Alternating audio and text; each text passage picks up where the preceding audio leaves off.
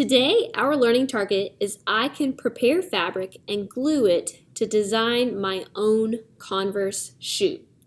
Yesterday, last class, we outlined our Converse shoe on our fabric and we picked out the fabric that we want to use for it.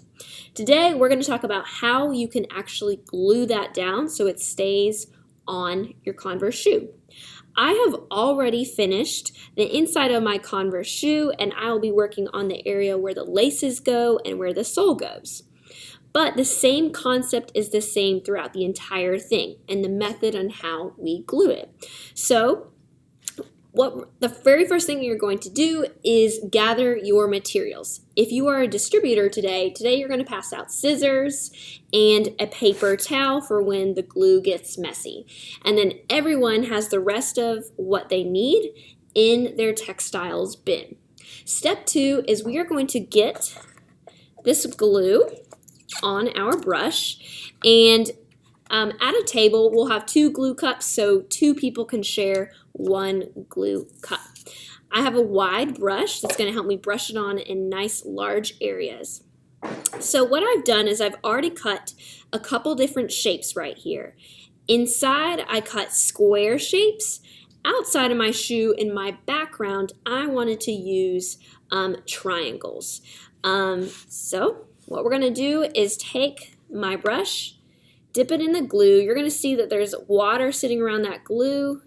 It does not mix up completely together, the water and the glue, but that's all right. I get a little bit of glue on. And what I'm going to do is start arranging or start gluing one section at a time. All right, so I'm grabbing some more glue. And I'm not gluing my entire background right now. I'm only gluing one section at a time so that I can work on it as it is drying. So I'm just going to glue this corner, and then I'm going to take the pieces I've already cut out. For you, you are going to be starting with your Converse, and I'm going to just arrange them. As I place it on, I get more glue, and I glue it right on top. Don't worry, I know this looks like white on top of that fabric today, but as it dries, it will dry clear. So I place the next triangle on top. Some of it is going off of my canvas, but that's okay because once it's dry, I will snip those areas. I'm going to turn this one around, make it a little bit different, and I'm going to make sure that my fabric, this background fabric, does not go inside the shoe part. This is just for my background. Take my other one. I don't want to go inside the shoe, so I'm going to go like this and glue it in. Glue first on the canvas and then glue on top of the fabric you're putting down. That is how it stays. All right, if I wanted a triangle to fit in this zone, but it goes inside, I could just snip with the scissors and then it will fit. So when I'm making my background, I'm going to be snipping it so that it fits around the shoe and doesn't have any fabric kind of going inside that line, inside that edge. Glue on top. All right. If I'm working around a tight corner like I am right here, I can arrange it, I can turn it around, or I can snip it so that it will fit. That fits perfectly actually right there, so I'm going to glue that on.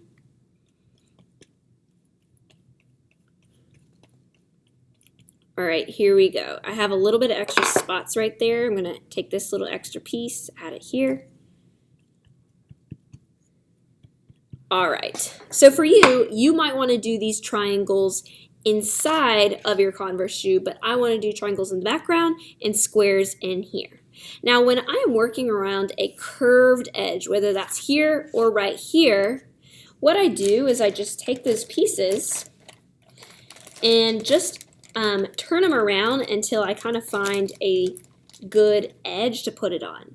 Now, if a corner is sticking out from my Converse shoe and it won't go around the curve, I can just snip off that corner to make it a little bit more curved, right? And then I could glue it down. I can see there's an empty spot right here, so I'm going to add actually one right here. Put some glue down. Can always add on later. And when I arranged my Converse shoe right here, I tried to go back and forth about with the 3 different color fabrics that I use. So I didn't clump all of my green together and all my blue together. I really created a collage pattern where they go back and forth all kind of random together. When I got here right to the corner, I really used my scissors to snip a triangle shape right there so that it fits. All right, so I'm gluing this one section at a time.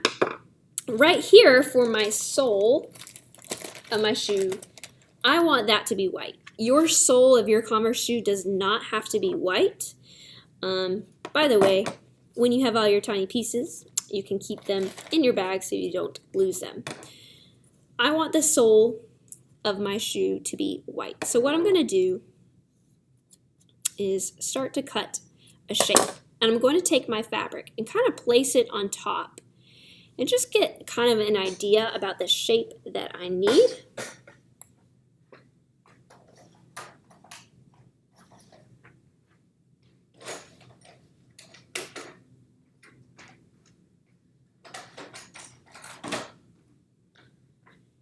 Yeah, there were no pencils by me. Now I need a pencil, and I'm going to kind of see through my fabric and just kind of cut the shape that I need. Because I want this area solid white and not like the collage, I can actually cut a shape out.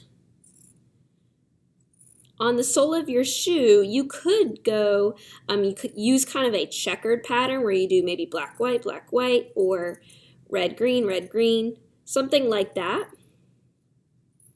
But for me, I want it solid white. All right, I'm going to cut that.